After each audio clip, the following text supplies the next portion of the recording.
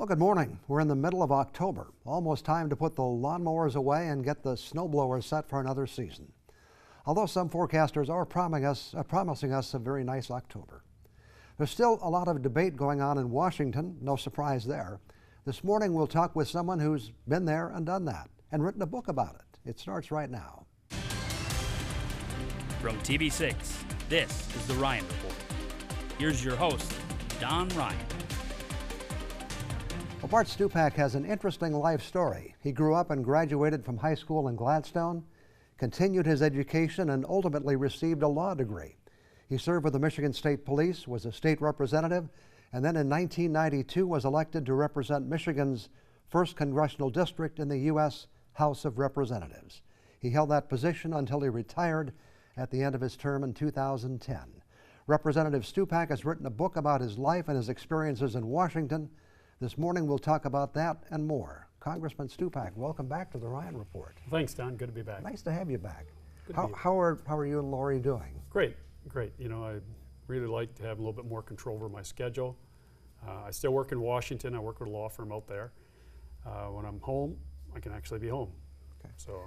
So you've written a book, and I have to tell you at the outset, I've read the book, and there's no way we can cover everything that's in that book because it's just a fascinating book. Why did you decide to write this book?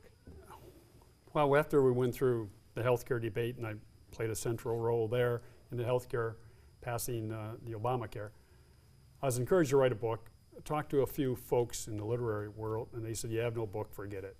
And so after I left Congress, I went up to Harvard, did a fellowship at the Kennedy School. And I outlined what I thought would be an interesting book and just set it aside. And then as the months and years went on, I saw the Affordable Care Act become more and more of a debated issue. The Republicans were going to repeal it. And listened to my colleagues and former colleagues speak about it. They were wrong on the facts many times. And some of the things they were saying about the Affordable Care Act and how it came about was just purely wrong. Like, they were embellishing their role in passing it, and they had not much to do with it. Okay. So finally in 2015, Harvard came back to me and said, "We really liked what you had to say about the Affordable Care Act, the values and the ethics you had in trying to preserve the sanctity of life, but yet at the same time pass health care for all Americans. And we always do our ethical consideration in political science on the death penalty. We'd like to change that. We'd like to update it. We'd like to use you as an example of an ethical legislator who struggled with two principles, being protecting sanctity of life, and I believe that healthcare is a right for all Americans. So how do you bring those two together to pass the Affordable Care Act as you did?" So we worked on a case study. And by the time we got done, this was spring, January, February of 2015. We got that done, about 30 pages. At the same time, the BBC came to me and said, "We are told if we want to know about what really happened on healthcare, we have to talk to you." I did a number of interviews with the BBC. They were doing a series in Europe called the Obama Years. Part 2 was on healthcare. And they were just fascinated by what happened. So I said to them, "Do you think I should write a book?" They emailed me back and said, "We're sending you the transcripts. We never do this, but we're sending you printed transcripts of your interviews. We find your story remarkable, and please write a book." So spring of 2015, I got very serious. Next 2 years, on weekends and evenings, I wrote the book on what really happened in that 15-month period from time President Obama took office in January of 2009 until we passed the Affordable Care Act on March 21st, 2010. Okay, I want to pick up on that story in a minute, but first in your book, because a lot of who you are was part of how you grew up. Sure. And your dad at one point, or before he was your dad, of course, as a young man, actually considered becoming a priest. Yes, he was very close to priesthood. He had gone all the way through, went to seminary, right after the 8th grade like they did back then, went to the Catholic schools, went right into seminary, was very close to being ordained a priest. He had met my mother on a break with one of his seminarian friends back in Gladstone area. And at the end, he just felt it wasn't for him. He struggled with the decision. But as Father Arnie Thompson told me, and Stupak Thompson, alphabetical, so they were almost like bunkmates at the seminarian. He struggled with it, and about 6 last 6 months, he decided not to become a priest. But nevertheless, you and your family were very devout Catholics. Devout Catholics, large Catholic family. Very large family, too, right? You had how many brothers and sisters? 10 of us altogether, 5 Okay. boys and 5 girls. Okay. And I was in the middle. That's why I'm the politician. I had Okay. to balance between 2 sides of my family there. And you make the point in the book that a lot of who you are and what you believe Oh, no doubt. was developed at the dinner table talking with your dad and your family. Father always interjected social issues into the evening meal. We always tried to have meals together as a family, and I always enjoyed sitting around the table, brothers and sisters, younger and older, and my father and my mother, and discussing issues of the day. And your dad was also involved in local politics, so He that was. again kind of set you in motion. And my father always wanted to be an attorney too, and he never was. He was an educator, probably because the family grew. He just couldn't see himself going back to law school. But yes, and he was the mayor, county commissioner, chairman of the county board. I know he talked a number of times about running for state office, state rep or state senate, and never had that opportunity. And one of my regrets in my political career was I ran in 1988 for state representative and was Right. successful. My father died in '87, so he never really saw me take office. I think he would have been proud of it. Okay. And after that '88 election, you had a failed attempt to run for state senate, but it really kind of worked in your favor, didn't it? Worked in my favor. You never know what happens in politics, so you always have to be ready to seize the opportunity when they present themselves. I went for the special election for the Joe Mack seat. Joe Mack was Right. forced to retire. Me and Don Cuivisto, Really close race? very close race. I came up a little short, and okay, I thought I was a one-term wonder, but who knew that less than a year later, our then current Congressman Bob Davis would not seek another term, which then opened it up for me Right. to run for that congressional seat. And would have been natural for Don to want to do the same thing, but we had both promised that we would fill the 4-year term of Sure. that state senate seat, because there had been some controversy there, and we thought it needed some continuity in that seat. And we both promised not to seek any other office, but to fulfill the term. And since I lost, I guess in a way I won, Yep. because okay. I was able to run for Congress. And we'll get back to this conversation in just a couple of minutes. Back with more on the Ryan Report just 2 minutes from now.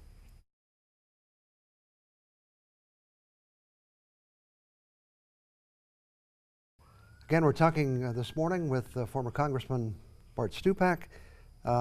Just got you elected to Congress before we took a break, and actually it's kind of interesting. I look back in the history, and if you look back at least the district that included most of Upper Michigan, which has Right. changed over the years, in 70 years, there were 2 Democrats. Right, One had a 2-year term, and you were there for 18 years. right. You must have done something right. Well, I enjoyed the job, and I think not just me and my whole family, we worked at it. You come home on weekends. I was never home. I was somewhere in this district. And at the end of my term, the district went all the way from the Bay City, I should say Bay County, Saginaw County line, all the way up through the Copper Country, like 600 miles. Yeah. And that sort of wore me out physically and mentally towards the end. So when I got ready to run my last term in 2008, I told Lori that election night when Obama was elected, that's it, we'll pass health care, I'll fulfill my last promise, and I'm retiring. So my last term, I didn't have the burden of thinking about it, running again or worried about contributions and fundraising. I was able to focus on legislation, which I'm glad I did. Not only we passed health care, but also the food safety bill was my major legislation. And I know that's in your book, and I did read that, Yeah. that you did make that comment to your Right. wife that this is it, we're Well, going to do it, and then we'll be done. I had served 18 years, Right. and the longest anyone else after me was 12 years. You really do get burned out in a district that's, 2 time zones, covers 3 of 5 Great Lakes. Like Traverse City is in my district. It's 92 miles across the lake from my home in Menominee, Right. Traverse City. But you have to drive it. There's Right. no airline. That's 322 miles around right. north end of Lake Michigan. So you're always in a car. Let's talk about the meat of your book. Sure. the what's become known as Obamacare, and as you pointed out already, you came into this with 2 kind of key beliefs. Yes. You had many issues you had to deal with, but right to life was one, and health care for all Americans was the other. Correct. And you said at one point that there were 2 noble causes kind of on a collision course. They were on a collision course. As leadership and trying to convince me to drop my amendment, the Stupak Amendment, which really was the Hyde Amendment. The Hyde Amendment's been around since the late 1970s.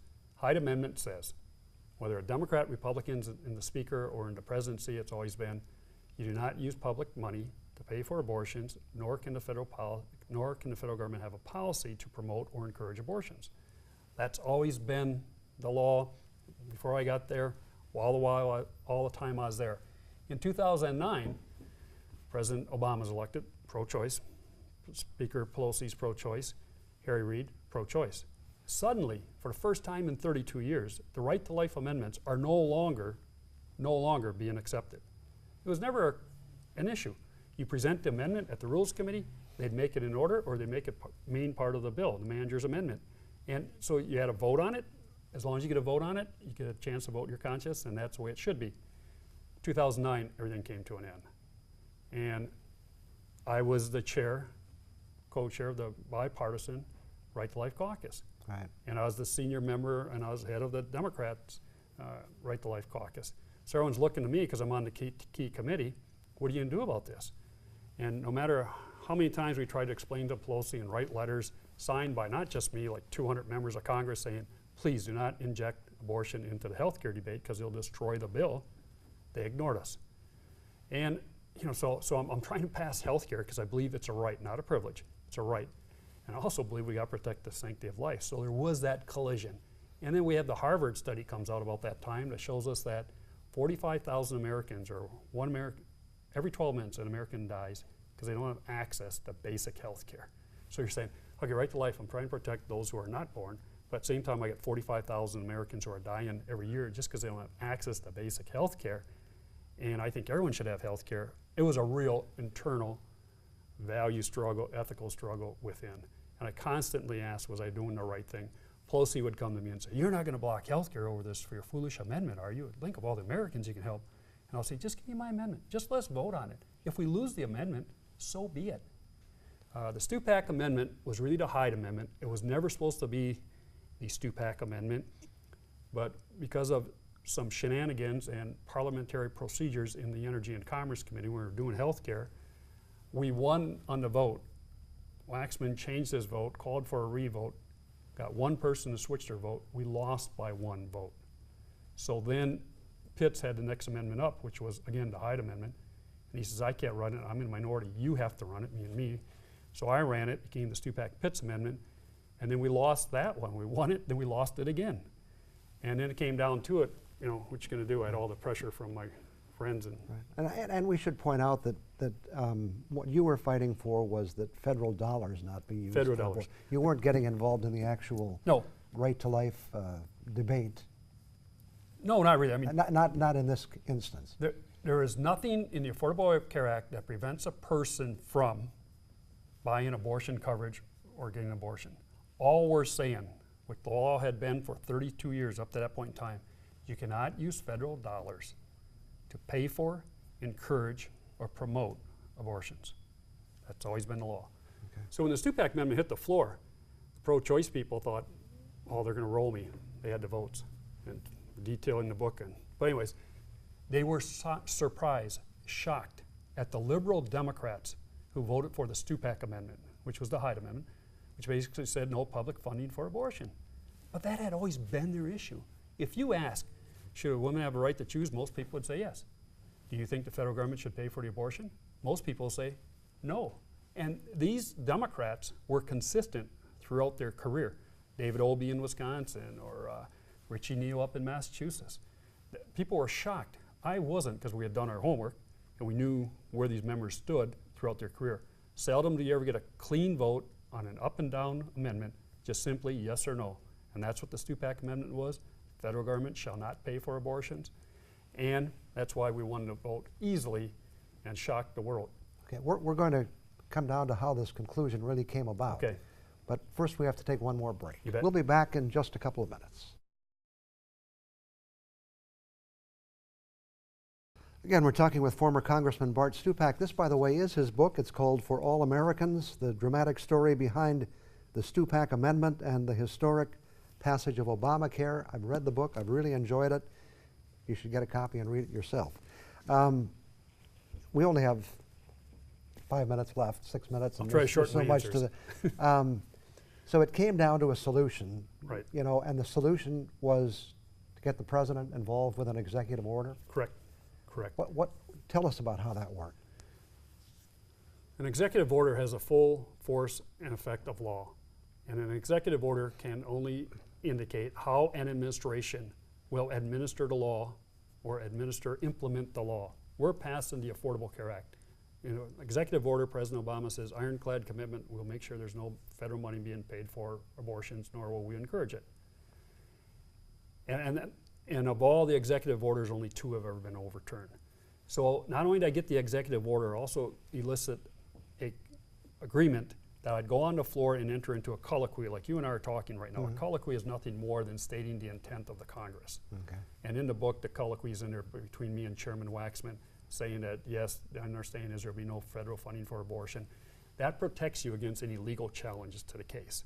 And we did all of that. The president gave us everything, but we had to negotiate that executive order in Mike Doyle's little hideaway. It explains it very well in the book. A storage room Right. on the 5th floor of the Cannon building, late at night, starting at 11 o'clock on a Friday night, and went till about 1 o'clock in the morning with the president's legal counsel and his assistant legal counsel. So we're a little table, about 6 of us right to life Democrats, the president's legal counsel there at 11 o'clock at night with our paper cups of coffee, and started negotiating an executive order. Negotiated Saturday, Sunday. Finally got it done Sunday. And the actual vote on the legislation was on Sunday. So Sunday. this went right down to the very last minute. Came right down to the very last minute. Now, some of the pressure you received at the end was from people who had supported you in the sense of the right to life groups. Sure, because And they would have preferred to have you vote against the legislation. correct. Where the Stupak Amendment in the House was there to move the legislation forward to pass health care. Because the Senate would not accept it. We could only get 45 votes in the Senate. You need 60. Senate refused to go along with it. So we got then to, Senate left town, left the bill under the budget reconciliation to the House of Representatives, and the Stupak Amendment was not in there. Therefore, all the groups that supported me now wanted me to use my amendment to kill health care. We're going back to that struggle. Wait a minute, I'm all for health care. No, we want you to use your amendment, which I believe in, want you to use your amendment to kill the bill. Well, that doesn't make sense to me. And we tried a technical corrections bill. We tried a number of parliamentary procedures to get my legislation on the floor that day, the day we voted on health care, but we could not. So it came down to the executive order. So do you do nothing? Do you let the bill go through? Do you let the bill go through and have no protections for the sanctity of life? Because if I would drop my amendment or if I vote against it, it was still going to pass. So I thought it wouldn't have passed without us. Right. That's what it came down to the 6 Democrats who stood with me at the end. Right. Kathy Dahlkemper, Marcy Kaptur, Joe Donnelly, Driehaus, Steve Driehaus, they all stayed with me to the very end. It's kind of amazing how, in the very end, all the focus came down to this congressman from northern Michigan. Right, it was a focus I didn't want. I mean, we had done everything, as we lay it on the book, to prevent a showdown. Because what the tragedy was, no one had an opportunity to learn what was in Obamacare, the Affordable Care Act, because it was all consumed by an abortion issue, which never should have been an issue to begin with. Do you have any regrets at all about what you did? No, no. We passed the Affordable Care Act. All Americans have access to health care, and no matter what happens in the future, Americans now believe and know they have access to health care, and they're always going to demand it. That's going to be the legacy of the Affordable Care Act or Obamacare and what we did. No regrets. The president was true to his word. There is not public funding going to pay for abortions. Now, we have a little disagreement on essential health benefits when the HHS put in the contraceptive part. There's some disagreements there because there's 4 abortifacient drugs that are covered, which we disagree with. In fact, I actually wrote briefs in the Hobby Lobby case and Little Sisters of the Poor. So even though I'm not in Congress, I'm still closely watching how the law is implemented, which led me to write the book to get the true story out there. And I'm still concerned about making sure the sanctity of life is protected and the taxpayer money not used for abortion. Well, it's a pretty fascinating story how this congressman from northern Michigan went toe-to-toe with the speaker, some other key people in Washington. I won't say you went toe-to-toe with the president because I think the relationship was different there, but you made it happen. We went back and forth. You made it back and forth. Okay, again, the book is For All Americans. Thanks very much for coming in this morning and talking about it. You bet. Thanks, Don. Very good. We'll be back with some other thoughts for you on the Ryan Report in just a couple of minutes.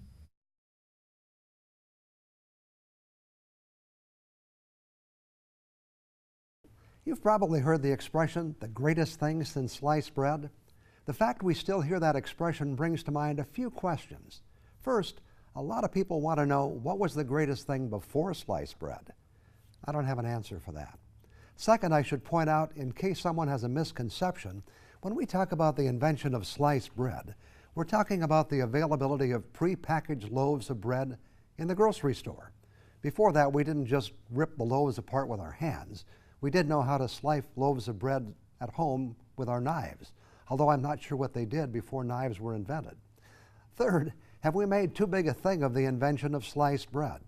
I mean, we've been talking about it for almost 100 years. Actually, the first automatically sliced bread loaves were produced on July 6, 1928 in Chillicothe, Missouri, using a machine invented by Otto Rohwedder, an Iowa-born, Missouri-based jeweler. An Iowa-born, Missouri-based jeweler inventing a bread slicing machine. There's got to be more to that story. Fourth, and this is the kind of a key point, when it was first invented, a lot of people didn't necessarily think it was the greatest thing. In fact, because of the techniques they use, the loaves looked sloppy and they also went stale sooner. And so, is it time to move on? Is it time to retire the phrase? Is it time we have a new, it's the greatest thing since you name it? And of course, that's the dilemma. Can we really agree on what should be the next greatest thing since candidate? Maybe this is one of those if it ain't broke, don't fix it situations. For now and forever, whenever some new unique innovation comes along, we'll continue to say, that's the greatest thing since sliced bread. Even though we all now know that when sliced bread first came along, a lot of people didn't really think it was the greatest thing. I'll be back in a minute. Keep in mind, for the latest news anytime, go to uppermichigansource.com. You can also find this show at that same address. Today's broadcast will be available starting at about noon tomorrow. It was good to have former Congressman Bart Stupak with us this morning to talk about his new book and the interesting insights it offers into activities in Washington. And thank you for joining us today. Let's meet again this same time next Sunday morning.